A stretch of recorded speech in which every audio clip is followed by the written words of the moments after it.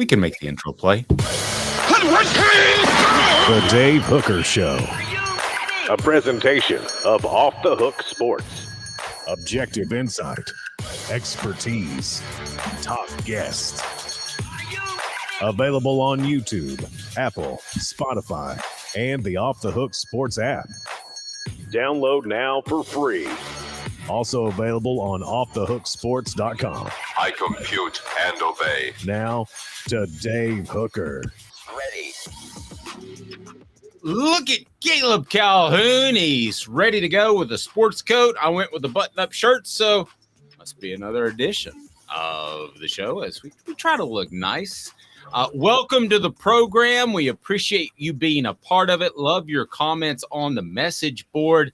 Love the reaction. It's been a fantastic run, and we continue to grow. The subs keep coming in, and we thank you. Hit that like button. Hit that subscribe button. We want you to be a part of this program and a part of what we do at Off the Hook Sports, and that includes the Vol Report with Cooper Mays, brought to you by City Heating and Air Conditioning, the Vol Report with Jacob Warren, brought to you by Bassey Lawn and Garden, and the long-awaited Celebrate 98 series set to begin this week. So we're excited. On the show today, can you believe it's been 25 years since the Vols won a national title, Caleb? I mean, I was 10, and I got to be honest, the crazy thing is my intro to Tennessee was towards the end of the Peyton Manning years, and I'm like, this is just par for the course, right? This is just what Tennessee football does. I mean, nothing out of the ordinary, and then just how they roll. And then you went through the decade of dysfunction, as Mark Nagy called it in his book. I still haven't read that book. I need to ask Mark how well that sold, because I'll be honest with you, I don't know that a lot of people would want to read about the decade of dysfunction, but we don't even have to talk about the decade of dysfunction because the Vols cruising right along, and we're going to get to that. So today, a national outlet says that Nico, let me make sure we get this right. Nico will be the starter. Quick tease on that, Caleb. What? Yeah, that's ambitious. Now, this outlet has these are hot, fiery takes for every team in the SEC. So there's some other crazy ones that I actually believe a little more than this one, but we'll go through them when it happens. Okay. While one analyst is high on Hendon Hooker, says it's his favorite pick of the draft. He is from ESPN, and also is the Big Ten closing the talent gap on the SEC and the NFL. The numbers would lead you to believe so. However, I'm not quite to that point. And then the college football playoff schedule for 2024 and 2025 is out. So we've got a lot going on. We begin with today's tough question, and it's brought to you by our friend at AndyMasonRealEstate.com. Today's tough question. Take a side. Take a stand. The Dave Hooker Show, a presentation of offthehooksports.com. Is Tennessee's offense too gimmicky? That's the question I have for you, and that's the question that Josh Heupel was asked earlier this week at the Big Orange Caravan Chattanooga stop, as a matter of fact. Brought to you by AndyMasonRealEstate.com. Best prices, best service in the biz. AndyMasonRealEstate.com. He's been my realtor. He can save you thousands or tens of thousands of dollars, over 40 years of experience in the Knoxville area. So here we go. Today's tough question is Josh Heupel's offense too gimmicky? Why does this come up now? Well, it comes up because you have a handful of skill position players that go in the first 3 rounds of the NFL draft. And Josh Heupel defended his track record on preparing players for the NFL, saying, quote, man, like 10 years ago, I think there was a trickle-down effect from the NFL to college. I think it's the exact opposite in today's landscape. Over the last 3 cycles or 3 drafts, we've had 5 wide receivers selected. I've had more wide receivers drafted in the last 3 years than any college coach. I think that speaks to what we're doing, how we're developing those players, those guys understanding coverages, concepts, but also how to beat man coverage. That can be press, that can be off technique. That doesn't just happen by accident. So I think what we do does translate in how those guys have been developed. the offense gimmicky? I'll just ask you that question flat out. Caleb Calhoun, what say you? It's not gimmicky the way a Mike Leach offense is or anything like that. It's a little gimmicky, though. And Josh Heupel can take offense to that, but it's a little gimmicky in the sense of it's a scheme that hasn't been figured out, which kudos to Josh Heupel that it hasn't figured out, but it schemes receivers to be wide open downfield. And when I think gimmicky, I'm thinking, okay, these receivers are getting open partially because of their speed, but they're not getting open because they're just that much more talented than every other receiver in college football. They're getting that open because Josh Heupel is scheming them open in a pretty simplistic way that honestly nobody can figure out yet. And I want to bring this up with Josh. A lot of respect. I think it's great for the college game. Josh is adaptable. It's not like he's 3 plays and it's not like the triple option where you either hand it to the fullback, you pitch it, or you throw it. It's not that. But yeah, he's had 5 receivers taken in the NFL draft the past 3 years. The first one that he's talking about was 2021. 2 UCF receivers, Jacob Harris and Trey Nixon, have been taken. Combined, they have 1 catch for 6 yards in 3 years in the pros. Or 2 years in the pros. So we can call it, we can say that it's not gimmicky like Mike Leach, but and he can talk about his receivers getting drafted. We kind of need to see them actually produce in the NFL, though. That's fair. Mike Leach is, first of all, college football is somewhat gimmicky right now. I was talking with a former coach that said they bastardized the rules. Can I say that on the YouTube? They bastardized the rules in order to get more scoring. What does that mean? That means offensive linemen and RPOs are allowed more freedom to go further downfield, and it puts really the defense in a strain. So college football is gimmicky to some extent. Josh Heupel is taking advantage of that. And I love what you brought up as far as figuring it out. And we had Billy Bob on the message board bring up Chip Kelly. Chip Kelly's offense was ahead of the curve. It was eventually figured out. The triple option was ahead of the curve way back when, before we were all born, and it was eventually figured out. They changed the rules and put cut blocks in and banned cut blocks. That's why the triple option fell out. Right.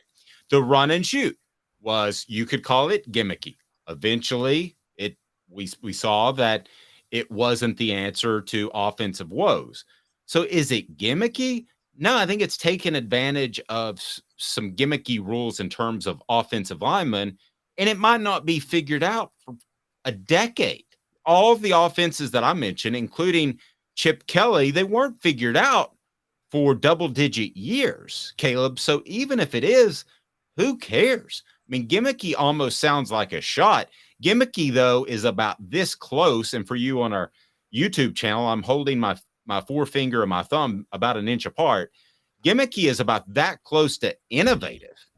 So, I mean, translate that into innovative, and suddenly you should be sky high on Josh Heupel. I don't care what term you use. He's taking advantage of the system as it is. And unless rules change, like shift in baseball, unless the rules change, he's going to continue to take advantage of that and be very happy that you have that coach taking advantage of it, Caleb. So this to me is a lot of talk about, quite frankly, not much of anything, because USC, Southern California, is running that type of offense. Oklahoma is trying to run that type of offense. TCU, not exactly the same. I don't mean this as a shot at the late Mike Leach. His offense was truly gimmicky, and they were going to do what they did regardless of the rules, regardless of the success level of it. Josh Heupel has evolved his offense to this point, and I believe he could evolve it if the rules changed. So you want to call it gimmicky, I don't care. It just doesn't make a big difference to me. I think that this offense is incredibly productive, and I think it will be incredibly productive for at least 5 to 8 years. And unless there's a rules change specifically to the offensive lineman and the RPO game, I think they're fine. Also, this offense is solid in the run game. which that doesn't sound gimmicky to me, Caleb. Yeah, I agree. The underrated part of this offense that we always talk about is there's so much balance. I think when we talk about gimmicks with offenses, when you go through history, here's the mark of whether or not it can an offense be gimmicky. Yes, that doesn't mean the coach running the offense is gimmicky, but you're right. Rest in peace, Mike Leach. He was gimmicky in the sense that, like you said, he stuck to his guns no matter what. Josh Heupel, we're talking about already. They're talking about tailoring their game plan a little bit this year for Joe Milton as opposed to what Hendon Hooker did last year.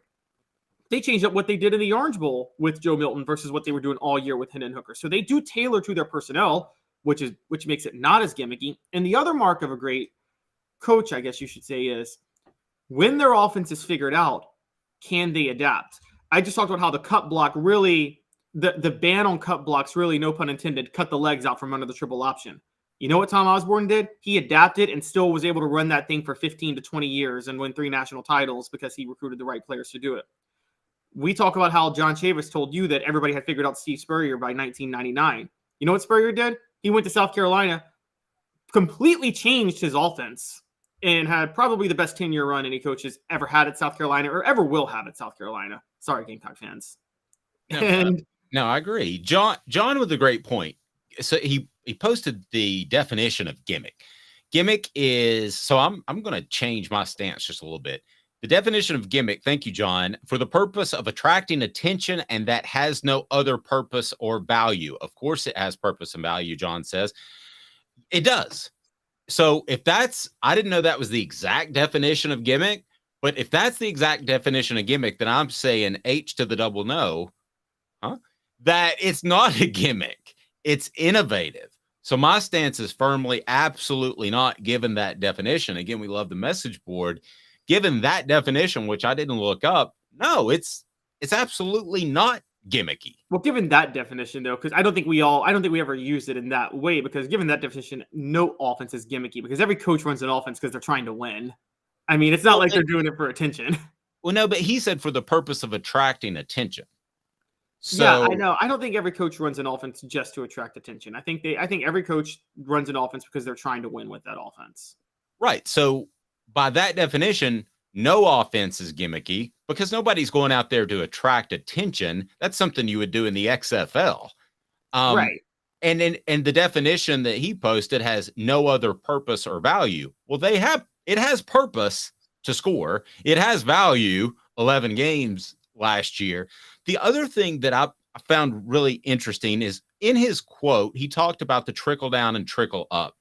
There's been a trickle up going from high school to college to the NFL for years. I used to cover a ton of high school football games, and I'm telling you, everybody, especially in Kentucky for some reason, everybody ran Hal Mumme and Mike Leach's old offense. They ran the spread, they ran tempo, they did all these things, and it somewhat trickled up to college. Trickled up, trickled down. Goes both ways. It's oversimplifying it to say it just goes one way at one particular time.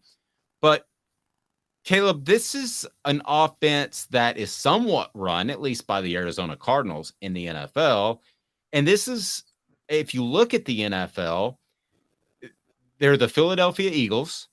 There are the Kansas City Chiefs. And I'm not saying they're running an offense, the same offense as Heupel, but they are running innovative offenses. At the end of the day, there is not really a pro-style offense anymore because I think that coaches are less afraid to do things that are a little bit different. That's not gimmicky. Yeah, it's the pro style is relative. I still think there is one, but there's no need to have to expand your playbook to such lengths when you can get because another one, the Ravens, when you can get a Lamar Jackson, tailor the offense to him in the NFL and run a perfect system. Josh Allen, again, 20 years ago, Josh Allen would never have been an NFL quarterback. He wasn't accurate, not the best decision maker. We might be talking about him as, if not for Patrick Mahomes, he might be the best quarterback in the NFL now. And so that is where things have changed a lot. The only thing I would say with Heupel, and yes, by the definition of gimmick, no coach is gimmicky. I don't think college football fans or analysts or ourselves use the term gimmicky in that way. We use the term gimmicky as we mean it something a little bit different. You know, maybe maybe lack of development, more about just pure scheme and not actually tailoring it to players or responding to defenses or things like that. That's what I would think with Gimmicky. I would say in that case, it's a little bit, only because, again, from the UCF days, we haven't seen a Heupel offensive player shine in the NFL just yet. I think that's going to change, but we still haven't seen one yet. Velus Jones Jr. has had the most production of any Heupel receiver in the NFL, and he might see more next year. But so we have to wait and see what happens. Because remember, they're not like remember Nebraska in the 90s, or actually I'll even say it, the fun and gun. The reason we all called the fun and gun Gimmicky was because no Florida quarterback ever made it in the NFL. And not only did they not make it in the NFL, we all knew they weren't going to make it in the NFL. Shane Matthews wasn't even drafted. And I'll add to that, Spurrier, nobody else could run it. Nobody else ran the fun and gun. So if you want to call that gimmicky, you can. I'm going to use the word innovative, and I'm going to reach out to everyone on the message board to go ahead and pick. Tell me what you ultimately think of this offense. Pick an adjective. I'm going to go innovative and no to a gimmicky. Let me throw it at you, Caleb, if you need a second. Pick an adjective to describe this offense other than I'm with you on innovative. I took that. Okay, I can't use innovative, but I mean, like, all forms of innovative, like all gimmicky offenses we're talking about were innovative at a time. I mean, when Robert Nalen brought the single wing to Tennessee in 1926, that was innovative. That was not a thing. And then Tennessee stuck with it, and it fell out of favor in the 60s. And what does Doug Dickey do? He comes in and brings back the T formation, which, by the way, for those who don't know, the T was the original formation, like the oldest style of offense in college football. And Doug Dickey, it came back and became fashionable again in the 60s. So, I mean, can I say fashionable? I like fashionable. I like that. D says versatile. I think I like that one a lot. Travis says ingenious. I like that as well. And Rebecca says, what will they call us when we do have players in the NFL that are successful? So that is the next step. But in the end of the day, it's nice watching Jason Witten and the late Reggie White have success in the NFL. But ultimately, what do you care most about? Care most about what they do in college, right? Yeah, but we've talked about this. To keep getting the personnel you need the success in the NFL if you're going to compete with the Georgias and the LSUs. I agree with that. J Max says electric, traditional, innovative, and exciting. So we'll roll with all those. Portions of the program brought to you by Zul Beer, xulbeer.com, worldwide award-winning craft beer, and they have panoramic views downtown. Here's another one, evolutionary. That's a really good one. So go ahead, take part. Throw those adjectives out. We'll continue to readdress them. But zulbeer.com, xulbeer.com. Again, downtown, they are absolutely phenomenal.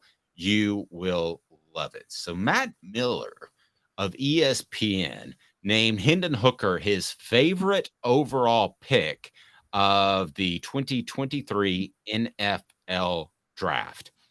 I hate it, as I said, and I got ripped on the YouTube message board, and I knew I would, and I got ripped on Twitter. That's fine. I hated that Hendon Hooker went to the Detroit Lions. I don't want to have that conversation right now, and they may turn things around. History would indicate not. I certainly hope they do, and nothing for the best for Hendon Hooker, because I think he's a great person as much as anything, not necessarily because he went to Tennessee, as I think those that have followed us realize we're pretty objective here. But what did you think of Matt Miller naming Hendon Hooker his favorite pick of the NFL draft?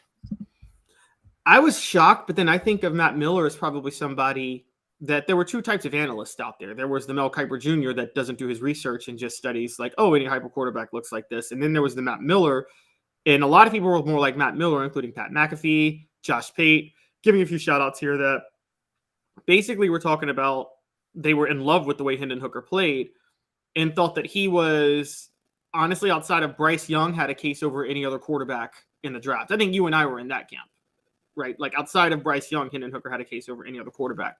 If you're in that camp and you see Hendon Hooker go in the third round, you see the ultimate steal at the position. Now, the thing that he mentioned that kind of threw me off a little bit was he did say the Lions have a real opening for a quarterback of the future behind Jared Goff. And that's what I kind of thought because he has 2 years left on his deal. But news came out yesterday that Goff and the Lions are talking about an extension, which kind of threw me off a little bit. I thought they were going to let Goff play out his contract and then just move on and go to Hendon Hooker. And so I kind of, at that point, the excitement I felt for Hooker going to Detroit subsided a little because I'm like, okay, why are they working on this contract extension now with Goff? Shouldn't they make him play it out and try to get the extension? And it leads me to maybe you're right, Dave. Maybe they're still incompetently run because they have Goff locked in for 2 years. Why would they give him the extension now? Well, I want to see the parameters of the extension. Okay. My guess is that it'll be guaranteed for 2 years and not guaranteed for 4 or 5. And all of these, there really is no salary cap in the NFL. You can circumvent that in a number of ways with backloaded deals, front-loaded deals. So I want to see where the Goff deal is. Is it front-loaded? Is it backloaded? My guess is that, listen, Goff is suddenly getting a little bit older. You don't have a long run in the NFL.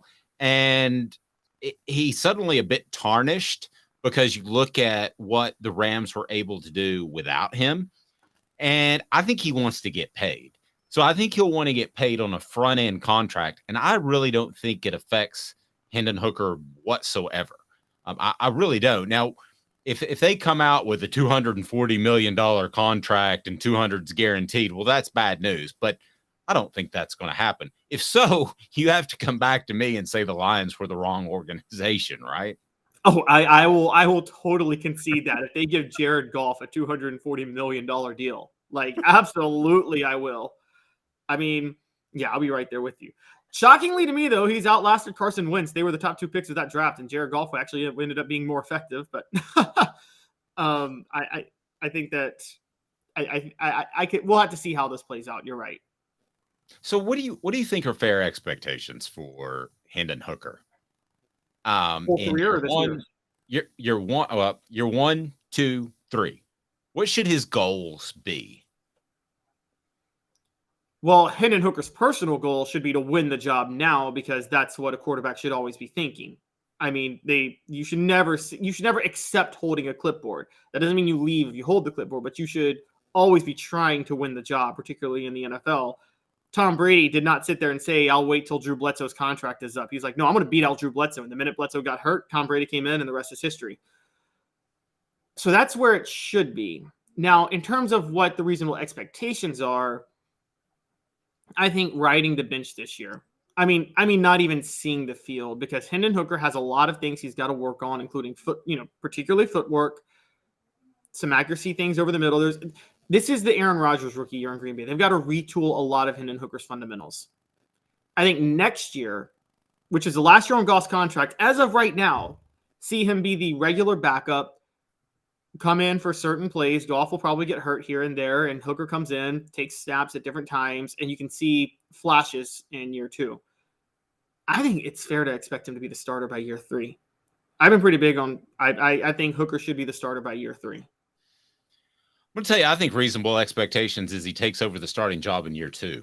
And I'm basing that, and it might be midway through year 2. I'm basing that off Hendon Hooker because Hendon Hooker is highly intelligent and a hard worker.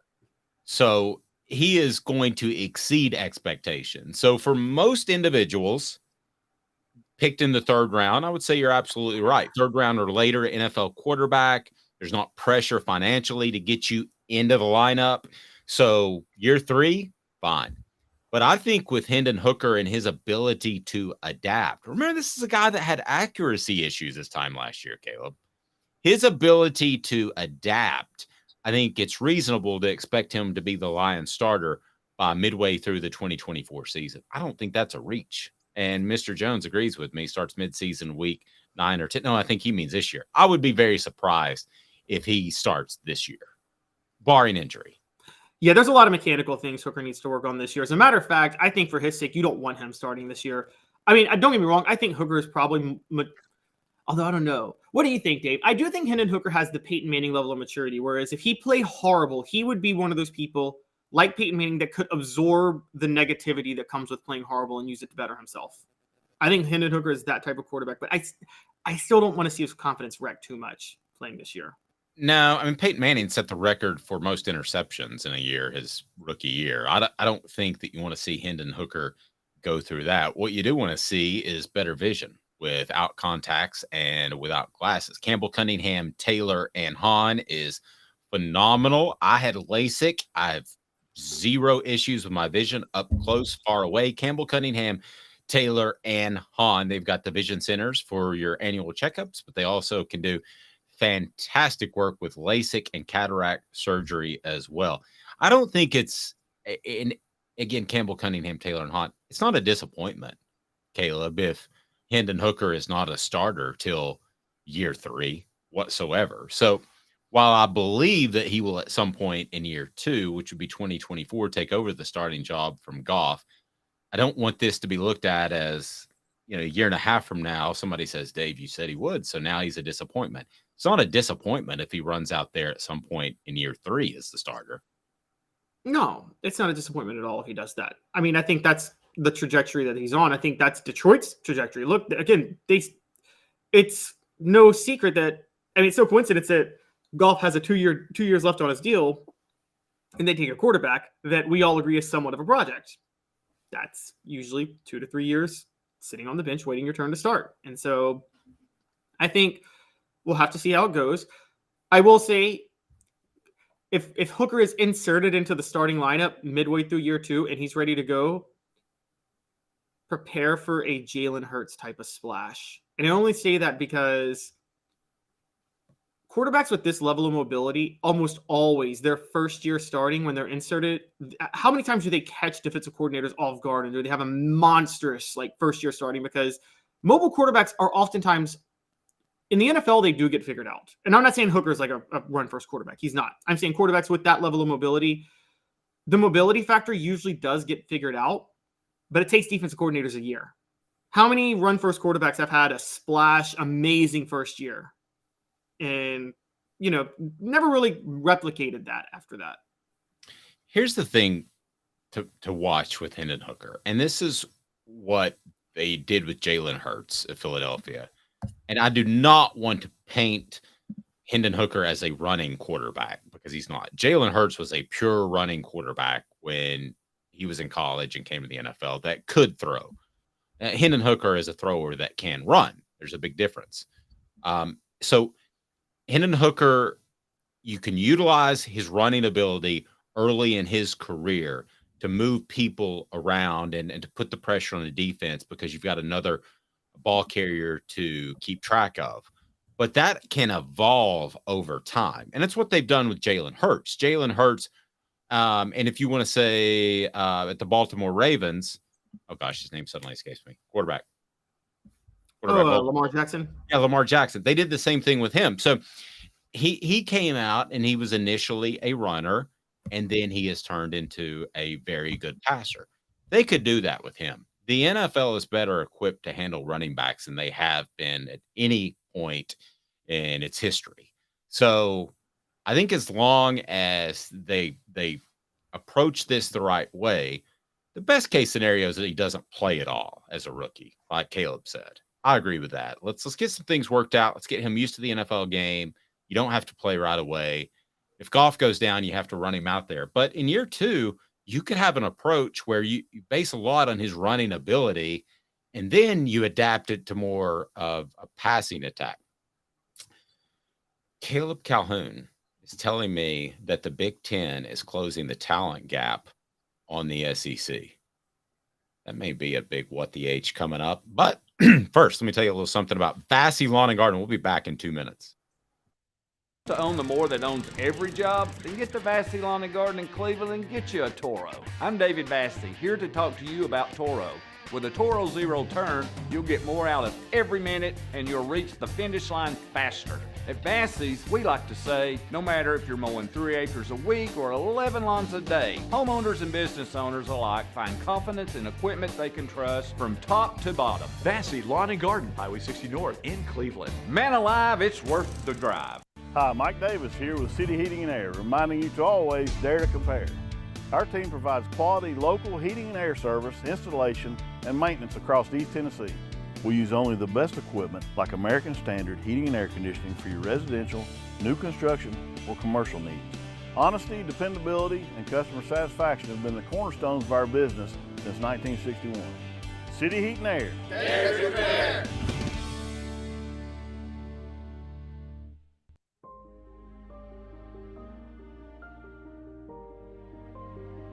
Our family has been creating one-of-a-kind pieces of jewelry in West Knoxville since 1986.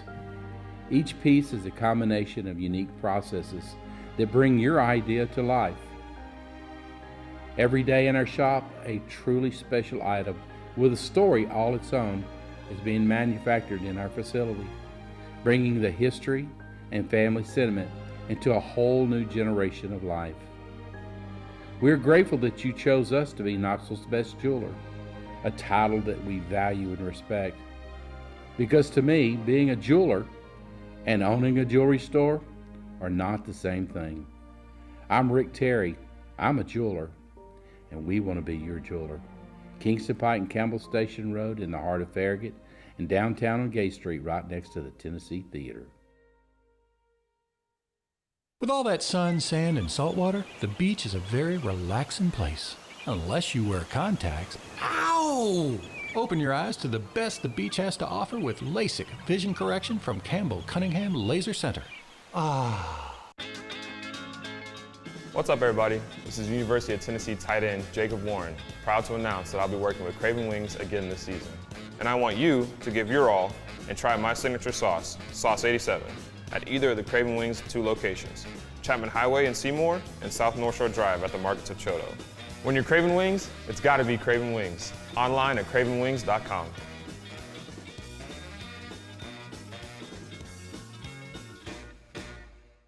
Objective coverage. Hey, that's new. If we get caught, we're going to jail. The Dave Hooker Show, a presentation of Off the Hook Sports. YouTube, Apple, Spotify, and the free Off the Hook Sports app. I'm going to need to see some identification. Back to Dave Hooker. Excuse me. Some interesting numbers that Caleb Calhoun pulled up is the Big Ten closing the talent gap on the SEC. So throw these numbers at me because the SEC once had a pretty significant lead over the Big Ten as far as players in the NFL draft. But what does history tell us about where the Big Ten is in trying to close the gap on what is the preeminent conference in college football? No question about it. Yes, so for the 17th straight year, the SEC had the most players taken in the NFL draft. They led the way with 62. But for the first time in 5 years, the conference that was second was within single digits of the SEC. That was the Big Ten with 55 players selected. This is also the fewest number of draft picks for the SEC since 2018, 5 years ago. Now, the interesting thing was in 2018 and 2017, the conference that was closest to the SEC was actually the ACC, which this was peak Dabo Swinney. Florida State still had some residue left over from the Jimbo Fisher years of those ACC title teams. But now, this is the closest any conference has come to the SEC since 2016, which that year the Big Ten came within 4 players of the SEC. It was 51-47. I don't know what happened, Dave, starting in like 2019, but at the turn of this decade that we're in now, that's when the SEC just took their dominance to another level. And they lapped the field. This is the first year since the turn of the decade, I call it the COVID decade, that you would say that, okay, maybe the SEC is not lapping the Big Ten anymore. The gap is narrowing. Now, everybody else after the Big Ten, I don't think anybody else had more than 30 players drafted. So it's the SEC, Big Ten a close second, and then a massive drop-off after that. I mean, fueling your point that there's only 2 conferences that should matter in the sport right now. Why do you think that is? If they are closing the gap, why do you think that is? I think Jim Harbaugh has been recruiting at a very successful level at Michigan. James Franklin is actually starting to corner a lot of the Maryland DMV market. Obviously, Ohio State's Ohio State. They're turning out NFL talent no matter what. I think at some of the smaller schools, like Maryland, is recruiting well under Mike Locksley. They're actually getting a lot of DMV talent to stay in Maryland as opposed to going across the rest of the country. So I think that had something to do with it. As far as and also you have to remember, a lot of schools in the SEC have been an influx recently. We know Alabama, and we know Georgia. We know those two schools, but LSU just fired Ed Orgeron. Tennessee's 2 years removed from firing Jimmy Pruitt. Florida's a year removed from firing Dan Mullen.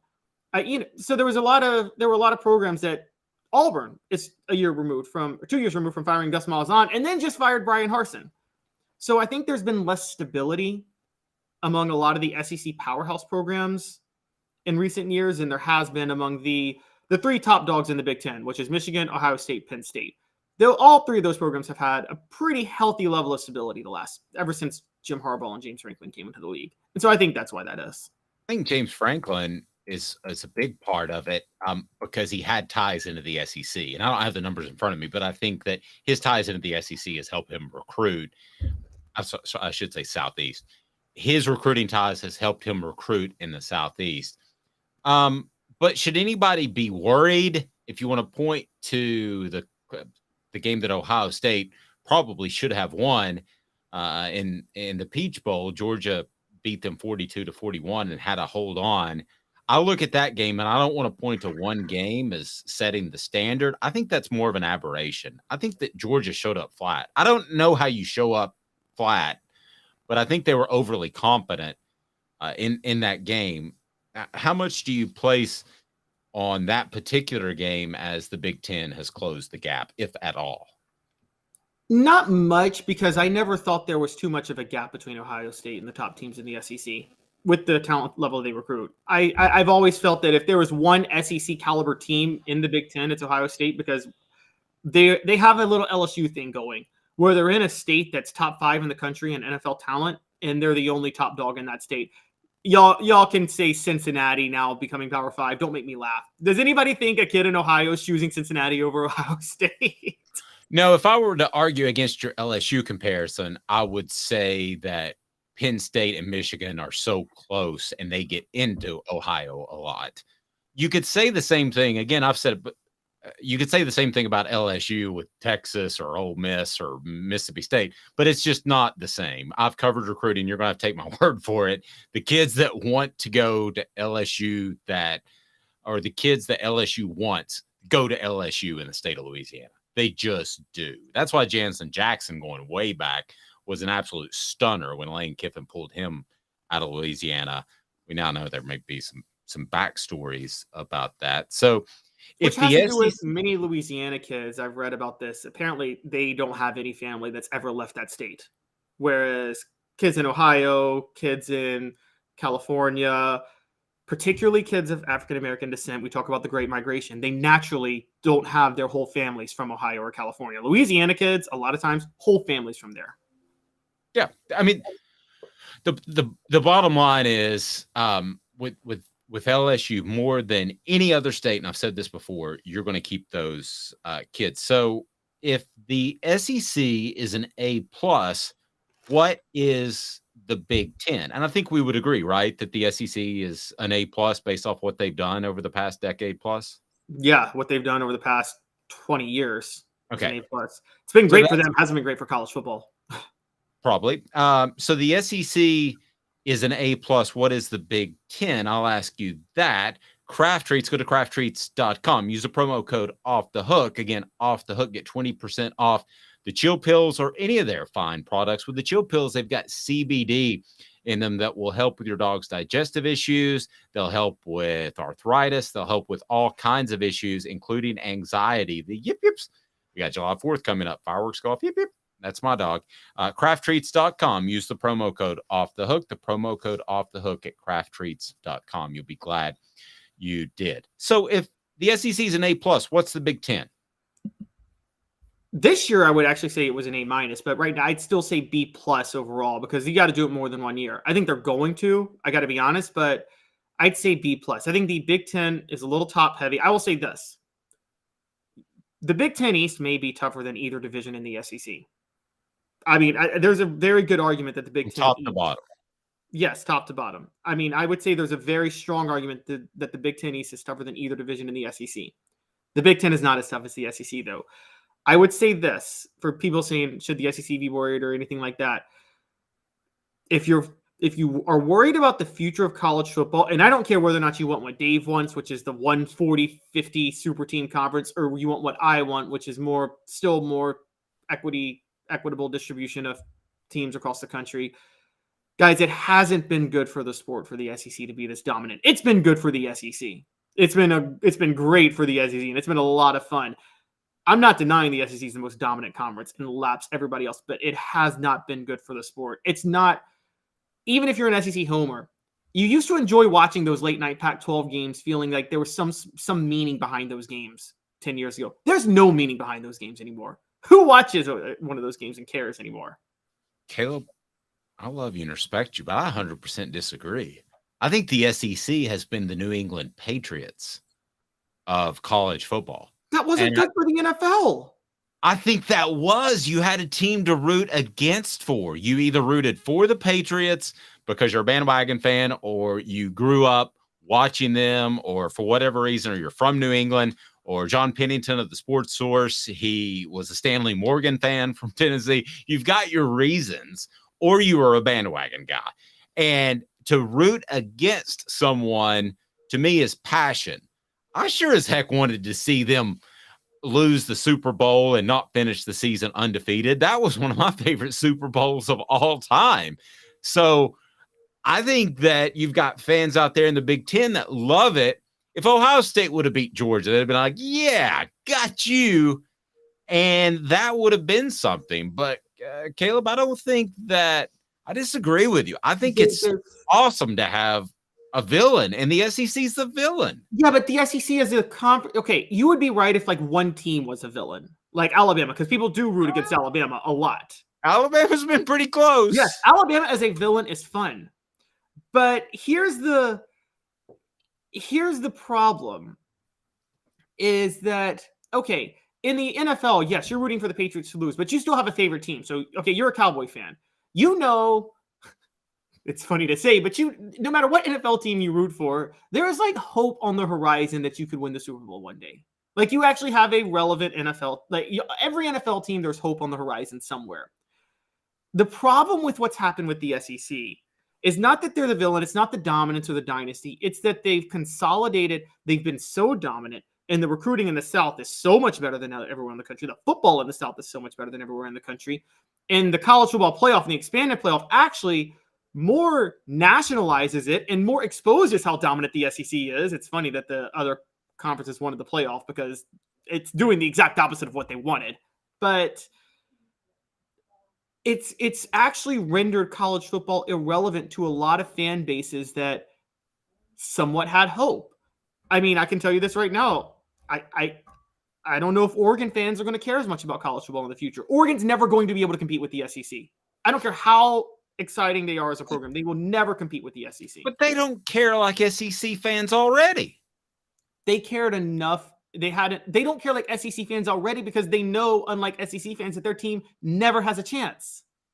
And that's the thing. I'm sorry, it's regionalized. There are better high school prospects out of the South. There's not in Oregon. They care about their track program, for the love of goodness sake. It's good. Okay, so Ohio State knows they have a chance. Look, I think long-term, you're in danger of Michigan not caring that much. Dave, I don't care about football. Dave, Michigan has half a national championship the last 70 years. They're the most overrated program in any sport. We talked about Michigan going into Ohio. That's all they can do. They can't recruit at the level of Ohio State. They just can't. And I mean, had Michigan played Georgia this past year, had they gotten past TCU, Georgia would have done to Michigan what they did to TCU. I agree. And I think that's good. I think that. So then just, okay, let's throw the Big Ten out. Let's just invite Ohio State in and separate from the rest of the country. Don't even let Michigan or Penn State in. Okay, would Ohio State, because this post on the message board, would Ohio State and Michigan, well, let me just get to 4 downs right now. 4 downs is now. 4 downs. 4 questions. 4 answers. The Dave Hooker Show. 4 Downs. A presentation of offthehooksports.com. 4 downs. Is the Big Ten catching up to the SEC based off what you saw in this last recruiting cycle and the Georgia-Ohio State game? Yes or no? No.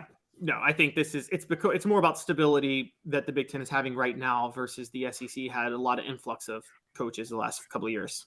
Agree. What makes the SEC better than the Big Ten? Recruiting. Easy. I mean, the high school football. I mean, if you take the top 6 high school football states, one is California, the other is Ohio, and then the other 4 are in SEC country. And so, yeah, recruiting. That was second down. It is recruiting, but it's somewhat coaches. Who's the third best coach in the Big Ten?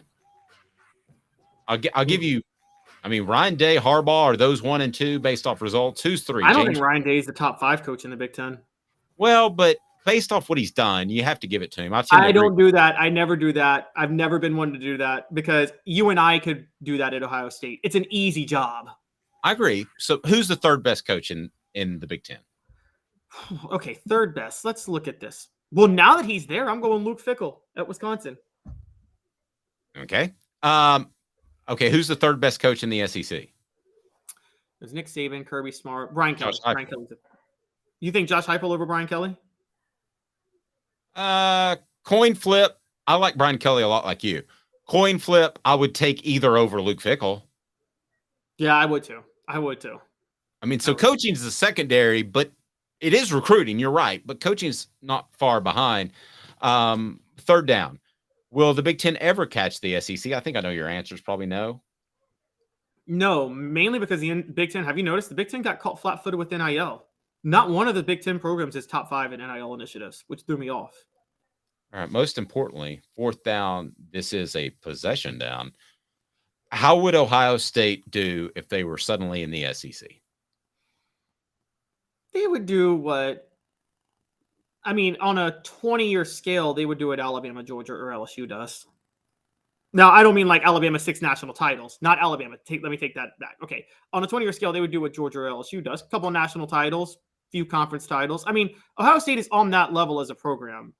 If you look at like people that are like, oh my gosh, Ohio State would, barely be 500 in the, no, they would usually win 9 or 10 games a year in the SEC. I agree. I think they'd maybe have a championship or 2. But I'm not so sure that they wouldn't get beaten down by the week-to-week play of the SEC. I don't think it's outside the realm of possibility that would affect them in the playoffs and they would fall short in the playoffs because I think they are a healthier football team because of who they play. As the message board said, SEC just hits different. Yeah, but Ohio State's not Clemson. Clemson was not that deep. Guys, Ohio State is the one. They are deep like an SEC team if you look at the talent on that team. So, they wouldn't win they win the Big Ten like 5 years or 6 years in a row? That ain't happening in the SEC. Okay, that's not happening. That doesn't mean that they wouldn't be able, like you said, to win a national title here or there. Again, to do what LSU does. They would do what LSU does. LSU sneaks in a national title every few years. Okay, I'm going to ask you what LSU would do in the Big Ten. It's brought to you by Vassy Lawn and Garden. Man alive, it's worth the drive. Vassy Lawn and Garden, industrial and commercial mowers right there in Cleveland, Tennessee. Worth the drive from Nashville, Knoxville, Chattanooga. Vassy Lawn and Garden. Go to Vassy.com to learn more. With their buying power, they will save you money. I can promise you that. Vassy Lawn and Garden, man alive, it's worth the drive. Toro, count on it. So what would LSU or Tennessee, for instance, do in the Big Ten? Because both of those, I believe, are up-and-coming programs where the ceiling has not yet been reached by their respective coaches. So if they were in the Big Ten tomorrow, how would they compete? Please hit the like button. And if you haven't subscribed, appreciate it. Love sharing as well. Hit the retweet if you can. So what would they do in the SEC or in the Big Ten, excuse me? Okay. Is this assuming Ohio State and Michigan are both still in the Big Ten, both of them, or is this is yes? And okay. This is LSU, Tennessee making the move tomorrow to the Big Ten. So yes. you have both programs on the rise. what would they do in the Big Ten over the next 5-10 years? Stretch it out however long you want. LSU in the Big Ten over 5 to 10 years would win 4 to 7 at Big Ten titles and 2 national titles. No, what about? I think Tennessee would too. I think Tennessee would do a lot less than that. I think Tennessee would do somewhere. They wouldn't do as well as Ohio State has done in the Big Ten, but they do better than Michigan has done. Like, I don't think Tennessee can. Now, again, this is Ohio State this is a little unfair because Tennessee has a much better coach than Ohio State does between Josh Heupel and Ryan Day. Here's the question. What would Josh Heupel do at Ohio State? Josh Heupel would do more than Ryan Day. I agree. So if Josh Heupel's at Ohio State and Ohio State's in the SEC, guys, I'm sorry. Y'all can hate me all day. Josh Heupel, if Ohio State's in the SEC and Tennessee's in the SEC, and they have coaches of the exact same intellect, Ohio State does better than Tennessee. They just do. They're just they're in a better recruiting ground. Ohio State's a top 3 job in America. It's Georgia, LSU, Ohio State. Those 3 jobs. I'll jive with you that those are the top 3 jobs, but I don't think the next step is a significant fall off. So I think Tennessee can absolutely recruit with the best of them. And people, that sounds crazy for somebody if you just came from Mars and looked at the recruiting territories. But I think Tennessee with Atlanta and all that nearby, and now Nashville, I think they can recruit with the best of them. And I think that's going to prove out as Josh Heupel continues to lay this foundation. Natural recruits are scrubs. Y'all heard it here first. They're terrible. Yeah, but I still think that's going to change, man. I really do. And I've been saying that for a few years, so I may prove to be an absolute idiot at that. But I do believe that that's going to be the case. So, and there's too much competition in Atlanta. It's not like Tennessee can't get Atlanta, but you got to fight with Alabama, Georgia, now South Carolina, because they're out recruiting Tennessee at the moment as we speak. Clemson. Well, we have somebody that's agreeing with you, but the wise man says, Caleb, things are changing, and they are. I believe that the television contracts will have a lot to do, and you and I disagree on who got the better one. Will have a lot to do with how these teams evolve into the future. Hendon Hooker is projected to be the starter by one well-known analyst, and want to get to that. Or I'm sorry, I said the wrong name. Did I say Hendon Hooker? My bad. Running them together. It is Nico is projected to be the starter by one well-known college football analyst. That's up next in 2 minutes. We'll talk Nico. Our family has been creating jewelry since 1986, each piece unique with a story all its own. I'm Rick Terry with Rick Terry Jewelry Designs. I'm a jeweler, and I want to be your jeweler. We're grateful that you chose us to be Knoxville's best jeweler. My family and staff look forward to serving you. So please come see us. Kingston Pike and Campbell Station Road in the heart of Farragut, and downtown on Gay Street, right next to the Tennessee Theater. Hi, Mike Davis here with City Heating and Air, reminding you to always dare to compare. Our team provides quality local heating and air service, installation, and maintenance across East Tennessee. We use only the best equipment like American Standard heating and air conditioning for your residential, new construction, or commercial needs. Honesty, dependability, and customer satisfaction have been the cornerstones of our business since 1961. City Heat and Air. Dare to compare.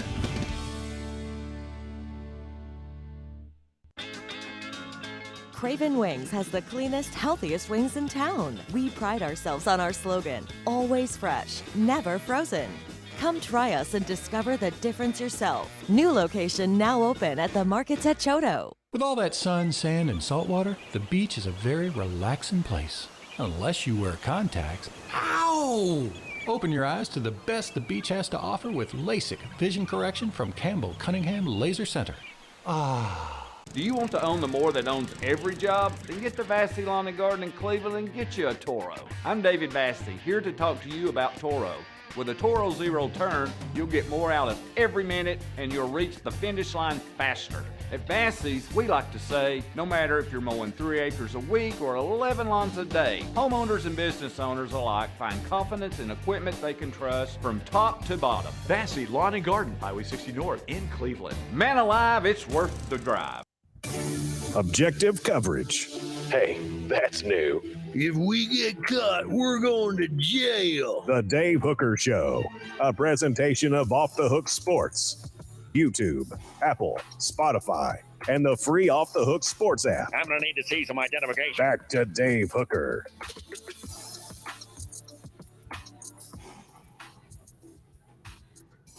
So if you can, Caleb, give me Barrett Sallee's take on one Nico being a starter to start this season. I've said I thought it's possible after August, but I don't think it's possible at the start of the season. Tell me what Barrett Sallee of CBS Sports said. This is what Barrett Sallee, he calls these his SEC spring football overreactions. And it's Nico Iamaleava will win the battle for starting QB and become a star. And he says the hotshot quarterback who enrolled early looked like a star in the spring game, went 8 of 16 for 112 yards and dropped several dimes that looked more like NFL throws than those of a freshman. That completion percentage should have been much higher due to several drops. Fellow contender Joe Milton III won't be consistent during fall camp. And coach Josh Heupel will insert his prize prospect into the top spot on the depth chart in the opener versus Virginia, and Iamaleava won't look back. He will become a star. Iamaleava is not going to be the starter, and I realize these are overreactions, and these are supposed to get us talking, and I get that. He's not going to be the starter this season. I will still, but I'm going to hedge my bet just a little bit. I still would not be surprised if he won the starting job, but I'm not going to say that I think it will happen. I did before talking to some people during and after spring camp. Barring an injury, I think Joe Milton completes the season as the starter, but I wouldn't be surprised. Would it be fair to say you would be surprised if Nico Iamaleava, if he is the eventual starter? Remind me how to say that, Nico. Iamaleava. I would be next level shocked. Honestly, if you were going to, if he's the starter in the opener, if you were going to do an overreaction, you would actually do the other one, because Nico Iamaleava, I don't think it's a big deal because I think he was learning and developing and it was just his first spring, but he didn't blow you away during spring ball. I think the shocking thing was that Joe Milton, to every reporter that was there, and Josh Ward told us about this, was firmly ahead of Nico the entire spring camp. It was very clear that he was better. And I thought Nico was going to be ready to compete with him on day one. He wasn't. So if you were going to do an overreaction, which I wouldn't react this way either, but if you were going to do an overreaction, the overreaction is that Nico Iamaleava is a bust. Now, that's not the accurate take, but I mean, it based on spring ball, the overreaction is closer to him being a bust than him starting for Virginia. So message board says the spring game tamed the Milton hate from Dave. I never had Milton hate, but I'm going to tell you what I was told by somebody very close to the situation, why I've changed my tune just a little bit. And portions of the program brought to you by City Heating and Air Conditioning, cityheatandair.com. Integrity matters. 50 years in the HVAC business there in Knoxville. You might not need a new unit that's going to cost thousands. You can get a unit repaired, or maybe just need some coolant. City Heating and Air Conditioning. Integrity matters. cityheatandair.com. Caleb, I believe that Nico will not be the starter because of something that somebody very close to the situation told me. Nico showed up on campus and it got Joe Milton's attention. Okay. When he showed up in December, it's like, whoa, this guy's pretty good and living up to the hype. And I believe that was enough to get Joe Milton's attention based off what I was told from somebody very, very, very close to the situation. So if there was any lackadaisical approach that Milton might have heading into spring camp and off-season workouts, which nobody suggested there would be, but if there was any of that, that was gone the moment he saw Nico.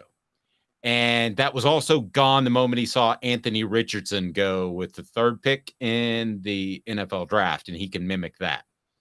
So that's why I've hedged my bets. Spring game, a part of it, but I don't believe in any shape, form, or fashion that that Nico's going to start the season. In fact, I don't think he starts at all this season, barring injury. But unlike you, I wouldn't be shocked. I would be mildly surprised. So I'm hedging my bets a little bit. That's fine. I would be shocked. The thing that throws me off is, Dave, can I go through these? I kind of agree with a lot of Barrett Sally's over other overreactions, though. Yeah, let me address a couple of things that's been put on the message board. This concerns me. I'm going to be real honest with you, and it's a great point by SEC Scout Guy. This poor kid has so much hype on him with all the NIL money speculation and people saying Heisman. If he is just an above-average quarterback, people are going to say he's a bust. You're right.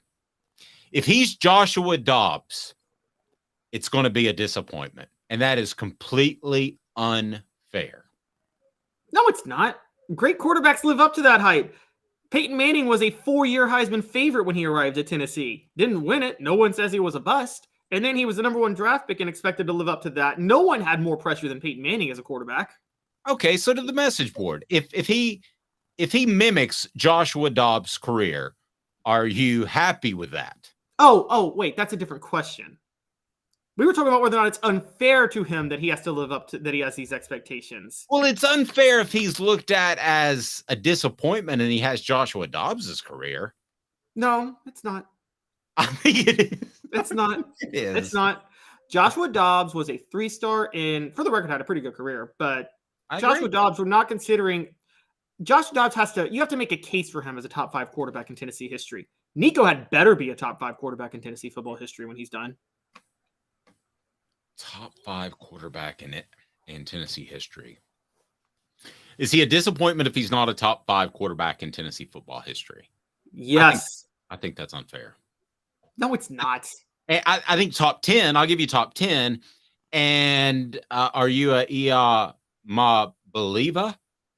Do you believe in? Guys, Let me ask the message board real quick and on Twitter as well. And go ahead and tell me, is it a disappointment if Nico has the exact same career that Joshua Dobbs has? I'm not talking about wins and losses. I'm talking about completions. I'm talking about touchdown passes. I'm talking about his ability to perform in the clutch. All of that, which Dobbs had with a terrible coach.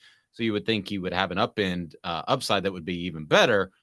That's not a disappointment if he has Joshua Dobbs' career. That's exactly the point you just made, though. If he has Joshua Dobbs' career when he had Josh Heupel coaching him, whereas Josh Dobbs had that career with Butch Jones coaching him, I mean, that's a disappointment, Dave. Like, this is when Tim Tebow was at Florida. You were covering college football at the time. You remember how hyped of a recruit Tim Tebow was, right? Yes. Would it not have been a disappointment if Tim Tebow was not one of the greatest quarterbacks in Florida history? Yes. He was kind of like LeBron. I mean, we heard about him when he was like a sophomore. Nico to Heupel is like that. Not Nico just in general going to college, but Nico to Heupel is just like that. Man, he's playing in a system designed for him. Yeah, I'm concerned. I mean, SC Scout Guy says, honestly, I think it would be sort of a disappointment considering what we have seen of him so far. That is so tough. So tough, Caleb, on a young man. For him to be able to live up to that hype, you're talking top 5 quarterbacks of all time. So what do we got top 5 quarterbacks? We got obviously Manning. What? I say, yeah, number 1 is Manning, is obvious, yeah. Yeah. I would say Manning, Schuler, Condridge, Hooker, Dobbs, Casey. Yeah, I would put Clausen over Dobbs. Yeah, okay. So Dobbs isn't even top 5 now. And right. So if Nico slides in there at that 6th spot above Dobbs, but behind Clausen, Condridge, Manning, Schuler, I'm forgetting somebody. Clausen, Condridge, Manning, Schuler, and Hooker. Okay. If he slips in there at 6, you take that right now to the bank. You take it, but that's not what you expect from him. I expect him to be better than Hooker. Okay, I'm very clear on that. If Hooker can do this in Josh Heupel's offense, Nico can. He's a better fit for the offense. I expect him to be better than who else did I expect him to be better than Casey, largely because Casey was labored under Randy Sanders, but Casey only completed like 55% of his passes his last year in 2003. Well, the wise man's reading my mind. I think we're discounting Andy Kelly a little bit. I think Andy Kelly was a great leader and a clutch player. Go back and look at the talent Andy Kelly had. He was pretty insane. We could have thrown to those receivers.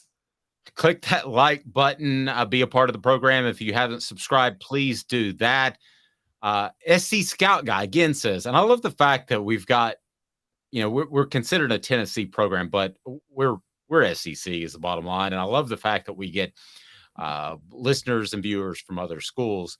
He says this all reminds me of the hype that Clowney had. Jadeveon Clowney. He is still the highest rated defensive recruit in Rivals history. Same thing. I mean, Jadeveon Clowney, it was almost as if he didn't have 18 to 20 sacks a season. He was going to be disappointment. And he's a very solid player. And I thought he was very good. Obviously, he was drafted high in the NFL. He lived up to the hype, but was he Will Anderson? No, I don't think he was. Well, Anderson. We have to be fair with Jadeveon. Now, NFL, I'm not talking about Nico's NFL career because we're talking just college. Okay, Jadeveon in college, 2012, he was Will Anderson. Look at what he did in 2012. He should have been a Heisman contender. He wasn't as good against the run, and I don't want to get into the minutia of football, but I think Will Anderson is much better than Clowney. But Clowney's going to get more pub because he's better rushing the passer. Okay, well, what happened in Clowney's junior year, 2013, if we're forgetting, he had a massive drop-off from 2012 in his stats. Well, if you know South Carolina, and if to get a little more into the minutia, South Carolina was limited defensively. And he's a defensive end. You can run away from him. You can play on the other side. And so they literally designed their offenses, most teams, to make sure Clowney couldn't be as effective. They paid for that. South Carolina. So Clowney was more of a decoy his last year. That still worked. South Carolina had the best season in history because Clowney literally shut down one side of the field. This is like, I don't know, Deion Sanders' interception totals would drop his last few years with the Cowboys because you weren't throwing his way. And so true. Clowney was that with South Carolina. It's a really good comparison, even though it's position to position. It's a really good comparison. But why it's such a great comparison is you could run at Jadeveon Clowney. You could run at Deion Sanders' side with sweeps, and he didn't want any part of that contact. He wasn't out to tackle. So he didn't want anything there. So a great comparison on both ends. Really do like that. And I really like Will Anderson. I think his sack numbers are never going to be enormous, but I think he is a generational type of talent. I think Jadeveon Clowney was a generational type of pass rusher. Now, there were some foot issues that kept Clowney from being at his utmost. And I was talking to you and Caleb Giroux, by the way, who's killing it on covering recruiting on offthehooksports.com. But I think foot issues and toe issues are a big, monstrous, huge deal because that is where all of your power comes from. So who are we talking about that we're talking about Will Levis, why he may have dropped. It could have been the big toe issue. Listen, when those things are bad going into the NFL, ask Keith Schuler. They don't usually get a lot better. And ask Deion Sanders again. That's why he eventually had to hang it up. That's where all your power comes from. So that's part of the reason why I believe Will Levis dropped as much as he did that. And he's just not very good. Yeah. Ask Peyton Manning that last year he played at Denver when he had the plantar fasciitis and was just awful. Yes. You don't win any part of plantar fasciitis. You don't before we get to the last thing though, I got to tell you got to tell me if you agree with any of these other overreactions by Sally. Oh, yes. Let's hit them. Oh, let's do that as a totally different segment if we can. So, again, I remind you that Campbell, Cunningham, Taylor, and Hahn is where I got my eyes done. No cataracts, no but if I have them, I know where I'm going to Campbell, Cunningham, Taylor, and Hahn to get that taken care of. So tell me, Caleb, let's go to these other overreactions. We'll probably go a little bit long today because I want to get in this college football playoff schedule and why I don't like one aspect of it. So throw Barrett, who we'll see at SEC Media Days when we'll broadcast live in July from Nashville. Throw Barrett's takes at me. All right. I'm agreeing with a lot of these. That's why it's scary with the Nico thing. Fewer than 10 wins for Alabama because of the issue at quarterback. Okay, so let's go. Real possible bull. Okay, real possible bull. That's real. Less than 10 games is real. That's real. That is straight up real. Okay, real possible bull. I think wouldn't real and possible be the same thing? No, real. No. Okay, let's real means it's going to happen. Possible means it could happen. Bull means it won't happen. I'm going real with Alabama. Fewer than 10 wins this year.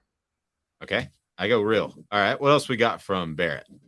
Arkansas leads the nation in total offense. That's bull. Bull. Total bull. It's not even. I guess he had to write something about Arkansas. Hugh Freeze develops a Heisman contender.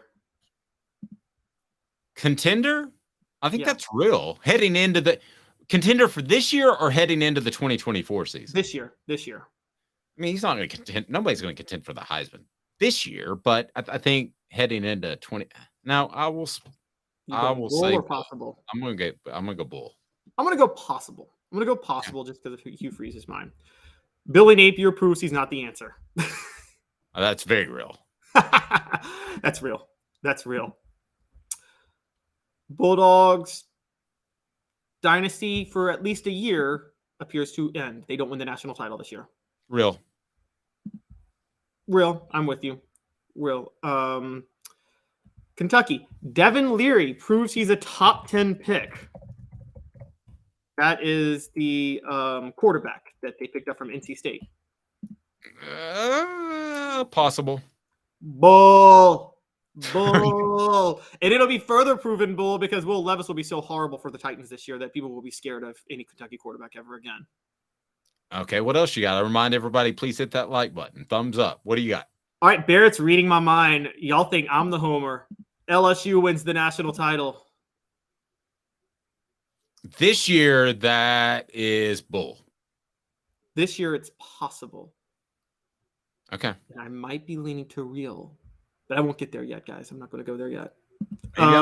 Maybe I'm being old school, but I think it takes longer than 2 years to build up a program. So what else you got? I think they could be the Tennessee of 2023. I think that they could be the team that wins 10 or 11 and is pushing, but I don't think they can win the national title this year. All right, what's next? Let's run through Mississippi State will now make defense their identity. That's real. I agree. With Jack Arnett taking over as head coach, I think that's real too. If you don't have a really good offensive coach, that's the direction to go. That's what Tennessee tried to do with Pruitt, but they hired a dolt. Also, right. I don't think it's the direction to go. I don't think it should be the direction to go unless you can recruit at a high level. And Mississippi State can't recruit at a high level because just for those who and you understand football, if you're going to be a defensive team, then you have to win with talent more than anything else.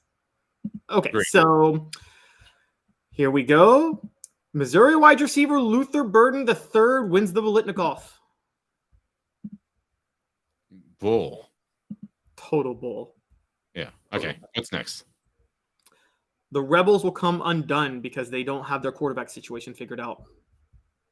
Always possible because their talent level is very, very shallow. So, yes, that's real. I say possible because, again, it may happen, but it may not. But, okay, here we go. Ready for this? Just to trigger everybody. Spencer Rattler wins the Heisman. That's bull. Yeah, that's bull. That's bull. I don't trust Spencer Rattler to continue to play the way he played at the end of last year. Yeah, and I know Barrett watches every day, so I'm not knocking you, Barrett. Love you, lucky brother. I look forward to seeing you in July. So, all right, final. Two more. Yes. Oh, we got two more? Okay. Yeah. We got to forget. Don't forget about the two teams that are going to be the two worst teams in the SEC this year, according to Caleb Calhoun. Okay. Our SC fan says that's completely bull, and he just finished the line on our message board. I'm not going to say it, but you did. All right, so we got two more. Yes, one of the two worst teams one of the two teams that will be among the worst in the SEC this year, Texas A&M. Bobby Petrino will be let go during the season. I think that's possible. Okay, here's why I'm saying bull. Oh, actually, no. This is real. Here's why it's real. Fisher won't fire Bobby Petrino. Fisher will just go down with the ship, and he'll get fired during the middle of the season, and they will fire Petrino with him. Or he's got that one final card to play to keep your job for one more year. So either way, I think it's possible. Okay, you go possible. And remember, Jimbo Fisher's an offensive coach, so he could take it over and roll with it. Like, even though he was forced by the administration to hire an offensive coordinator. This is the whole reason he brought in Bobby Petrino. They told him that if you want to keep your job, you have to relinquish offensive play calling duties. Okay, so what's the last one? We got one left? The last one is obviously the powerhouse of the SEC, Vanderbilt. And their defense finishes in the top half of the SEC. It's possible. I say real. Outside, they play in the East. Outside of Tennessee, what is a dominant offensive juggernaut in the East? No, I can roll with that. On the offensive side, too, they're pretty conservative, so they're going to shorten the game. So, yeah, I can completely roll with that. So, moving on, the college football playoff schedules come out. Why do you love it? Why do you hate it? I'm going to go ahead and say I was at a New Year's Eve party, and the Georgia game was on, Georgia-Ohio State game, and it was New Year's Eve, and we all know that the clock struck midnight right about the time that game was decided.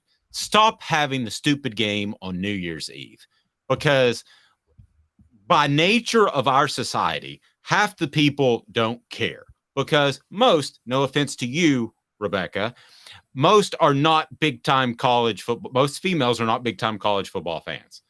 And they would rather go out and enjoy a New Year's Eve evening, as I would, and I'm male, as opposed to having to watch the clock and watch the game. And they're trying to turn this into a tradition like the NFL on Thanksgiving, like the NBA on Christmas Day. It's stupid. Stop.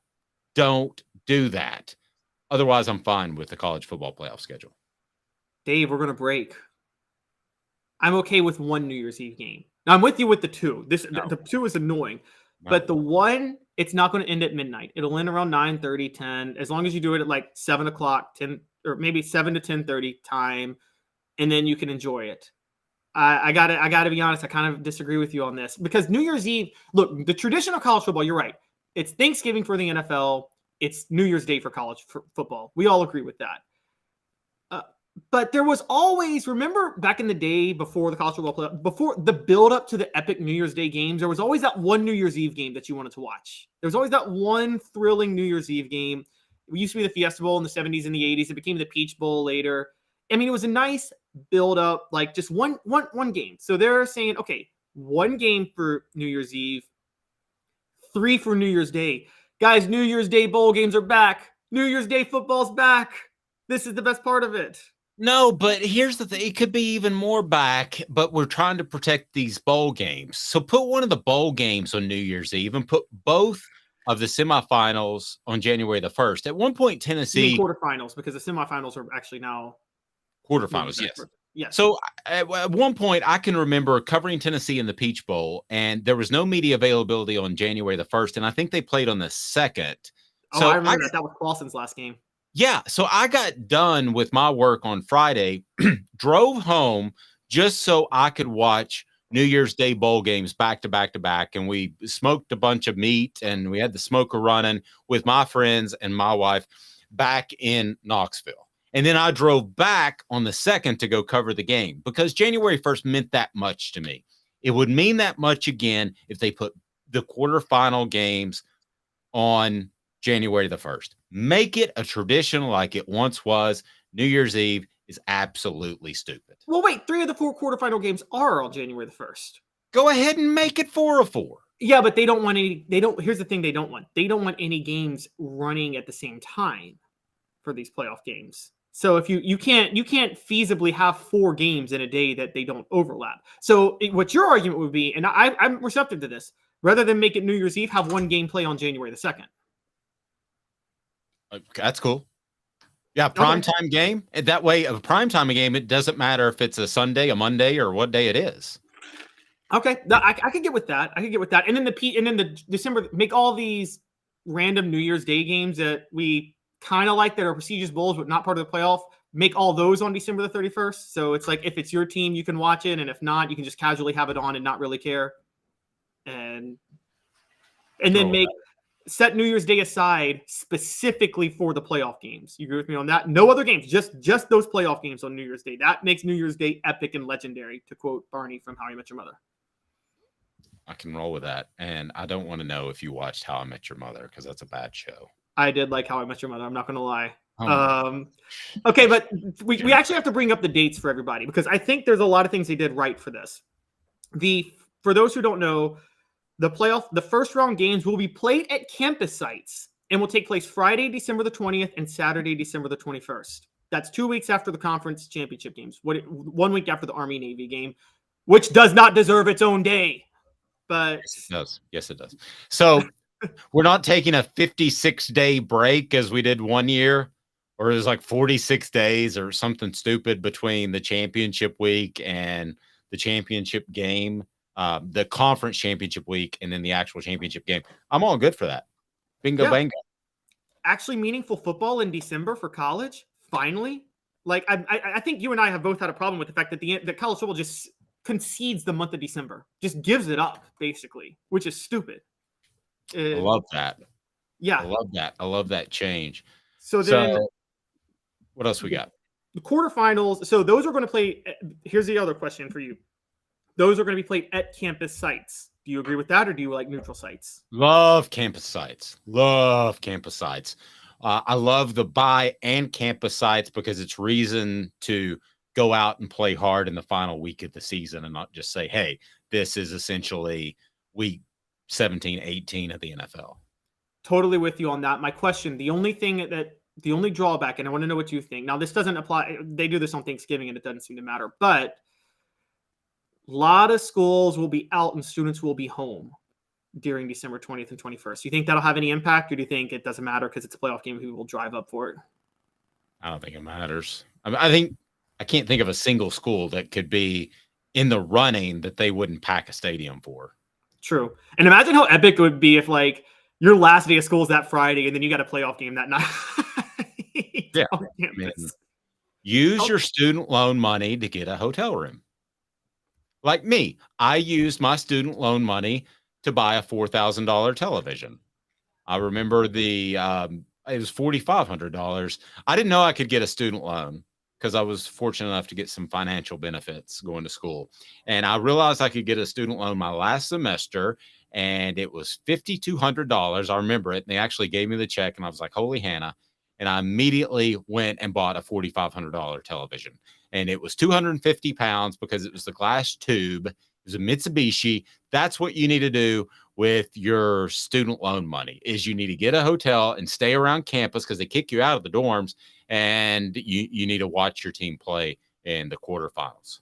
I think the colleges will be smart logistically and let people stay in their dorms if the quarterfinals are going on and they were out of school. The way Alabama cancels school the day of the national championship that they're in, which is smart because nobody's going to be in class the next day really, so they cancel school the day of and day after.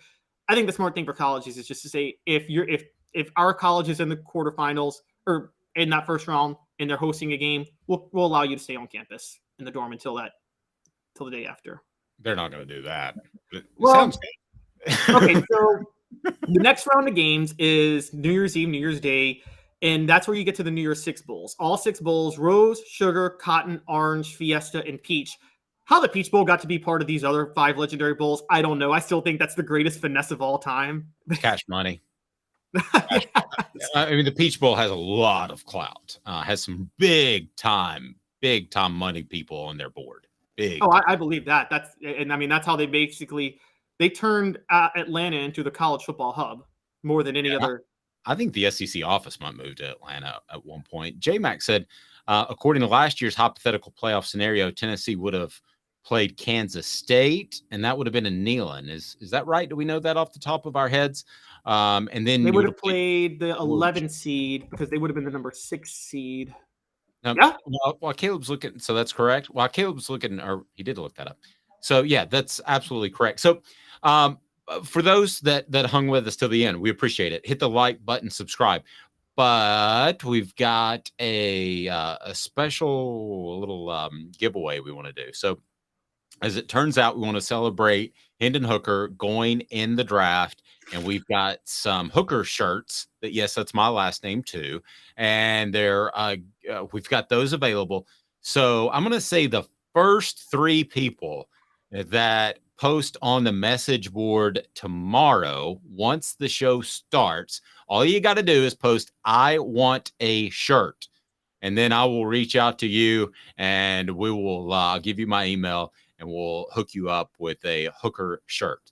Sizes and colors are limited, but I will do my best. He's Caleb Calhoun. I'm Dave Hooker. This has been a presentation of Off the Hook Sports.